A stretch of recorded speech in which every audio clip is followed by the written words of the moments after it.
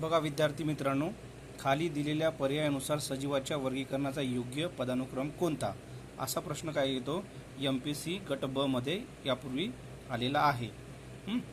तर बघा 4 पर्याय दिलेले आहेत, तर त्यापैकी योग्य पर्याय कोणता, तर चौथा नंबरचा योग्य पर्याय बघा, सृष्टी, संघ, वर्ग, गण, कुल आणि प्रजाती, जाती। आता हे लक्षात ठेवणं काय होते, आपल्याला अवघड होते, तर आपण याच्यावरती एक ट्रिक बनवली बघा।